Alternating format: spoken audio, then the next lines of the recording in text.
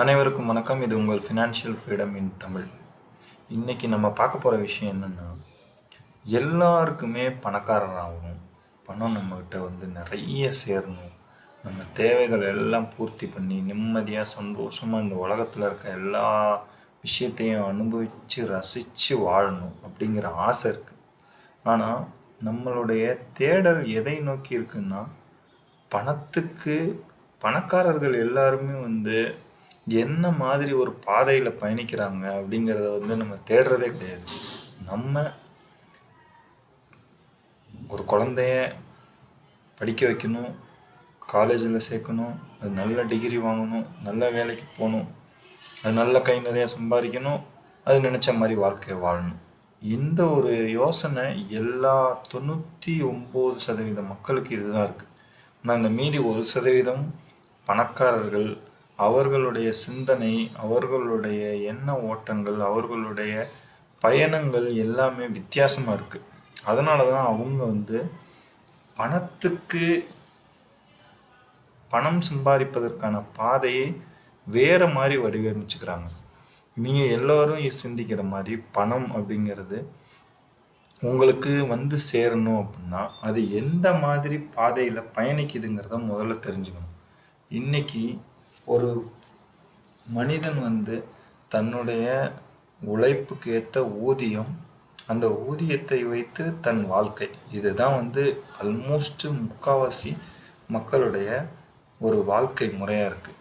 இதை நம்ம எப்படி சிந்திக்கணும்னா, பணக்காரர்கள் எந்த மாதிரி விஷயங்களில் கவனம் செலுத்துகிறாங்க அப்படிங்கிறத நம்ம முதல்ல தெரிஞ்சுக்கணும். இப்போ நான் உங்கள்கிட்ட ஒரு சில கேள்விகள்லாம் கேட்குறேன். அதெல்லாம் நீங்கள் உங்களுக்குள்ளேயே நீங்களே ஃபஸ்ட்டு திங்க் பண்ணிக்கோங்க. இதை பற்றிலாம் நம்ம இதுக்கு முன்னாடி யோசிச்சிருக்கோமா அப்படிங்கிறத. உங்களுடைய கோல்ஸ் என்னென்ன? ஃபார் எக்ஸாம்பிள், இப்போ நான் ஒரு நாளைக்கு ஒரு 500 ரூபா சம்பாதிக்கிற ஒரு கூலி வேலை செய்கிறேன், ஒரு 1000 ரூபா 2000 ரூபா சம்பாதிக்கிற ஒரு அலுவலக வேலையில் இருக்கேன், ஒரு நாளைக்கு 3000 ரூபா 4000 ரூபா சம்பாதிக்கிற நல்ல ஒரு ப்ரொஃபஷ்னல் இன்ஜினியராகவோ டாக்டராகவோ இருக்கேன். நீங்கள் எதா வேணால் இருக்கலாம். உங்களுடைய கோல்ஸ் என்னென்னன்றதை லிஸ்ட் பண்ணி வச்சுருக்கீங்களா? அதாவது என்னென்னா, இப்போ எனக்கு இன்றைக்கி நான் சம்பாதிக்கிற 500 ரூபாயிலிருந்து நான் என்னுடைய வாழ்க்கைக்கு தேவையான வீடு, வாகனம், குழந்தைங்க படிப்பு, இது எல்லாமே ஒவ்வொன்றுக்கும் ஒரு செலவாகும். அந்த செலவு எவ்வளோ ஆகும், இதை நம்மக்கிட்ட இப்போ இன்றைக்கி இருக்கிற சம்பாத்தியத்தை வச்சு எப்படி அடைய போகிறோம் அப்படின்னு என்னைக்கா ஒரு நாள் உட்காந்து சிந்திச்சிருக்கீங்களா? இது முதல் கேள்வி. அடுத்தது, இப்போ பொருளாதார உலகம்னு ஒன்று இருக்குது. பணம் அப்படிங்கிறது என்றைக்குமே பணமாக மட்டுமே எல்லார்ட்டையும் இருக்கிறது இல்லை. பணம் அப்படிங்கிறது ஒரு பர்ச்சேசிங்க்கு பயன்படுத்தப்படுற கருவி. அதாவது ஒரு பொருளை வாங்குவதற்கு, விற்பதற்கு, பரிமாற்றத்துக்காக பயன்படுத்துகிற கருவி தான் பணம். ஒரு பணம்ங்கிறது அதோடைய வேல்யூவை ஒவ்வொரு நாளும் இழக்கக்கூடிய ஒரு விஷயம். நீங்கள் நல்லா இதை ரொம்ப ஆழமாக புரிஞ்சுக்கணும். பணம் எப்போதுமே தன்னுடைய மதிப்பை இழந்து கொண்டே இருக்கும். ஆனாலும் எல்லாருமே பணக்காரங்க ஆகணும்னு சொல்கிறோம். அப்படின்னா என்ன அர்த்தம்னா, தங்களுடைய மதிப்பு பணத்தால் எவ்வளவு என்று கணக்கிடும் பொழுது அந்த மதிப்பு மிகப்பெரிய அளவில் இருக்கணும் அப்படிங்கிறது தான். இப்போ இன்னைக்கு சுந்தர் பிச்சை 1500 கோடி சம்பளம் ஒரு வருமானமாக வாங்குறாரு அப்படின்னா அவர் பணக்காரர். ஆனால் அவருடைய மதிப்பு எது அப்படின்னா, அவருடைய மொத்த வெல்த்தோட மதிப்பு என்னென்னா, அவருடைய நாலெட்ஜ், அவருடைய எக்ஸ்பீரியன்ஸ், அவருடைய ஜாப்.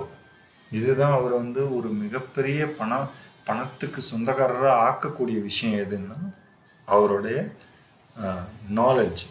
இது நீங்கள் ரிலையன்ஸ் அம்பானியோடைய மதிப்பு, அது அவருக்கு எது ஆக்குது அப்படின்னா அவருடைய பிஸ்னஸ், அவருடைய இன்கம், அவருடைய ப்ராஃபிட்ஸ், அவருடைய ஷேர் வேல்யூஸ். இதுதான் ஒரு அம்பானியை வந்து மதிப்பிடும் பொழுது அவருடைய மொத்த மதிப்பு பணத்தால் தான் மதிப்பிடப்படுது. அதனால தான் எல்லாரும் பணக்காரராகிறோன்னு. ஒருத்தரை பணக்காரராக்குறது எந்த விஷயம்னா, ஏதோ ஒரு அசட், சொத்து. இப்போ சுந்தர் பிச்சையோட சொத்து அவருடைய அறிவு.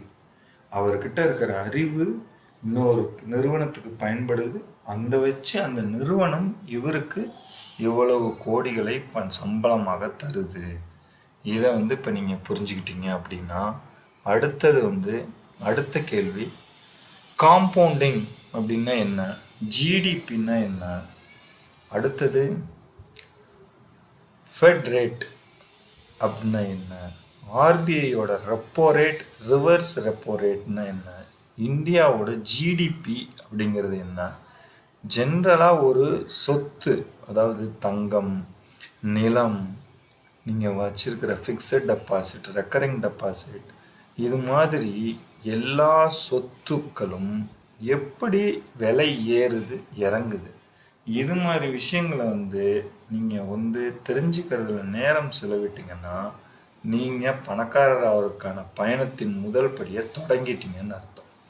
அப்போ தான் ஒரு மனுஷனால் வந்து தன்னுடைய சம்பளத்தை வச்சு கோடீஸ்வரனானதாக ஒருத்தர் கூட நீங்கள் வந்து பார்க்க முடியாது. இப்போ இந்த சுந்தர் பிச்சை மாதிரி உதாரணத்தில் சுந்தர் பிச்சையாகவே அத்தனை பேர் இருக்க முடியுமா அப்படின்னா அது உங்களுக்கே தெரியும், சாத்தியம் கிடையாது. ஆனாலும் நமக்கு தேவைகள் எல்லோருக்கும் சமமாக இருக்குது. அப்போ நீங்கள் 500 சம்பாதிக்கிறவா 5000 சம்பாதிக்கிறவராக இருந்தாலும் உங்களுடைய தேவைகள்ங்கிறது இந்த உலகத்தில் எல்லாருக்கும் படிப்பு வேணும், கல்யாணம் பண்ணணும், வீடு கட்டணும், வாகனம் வாங்கணும்.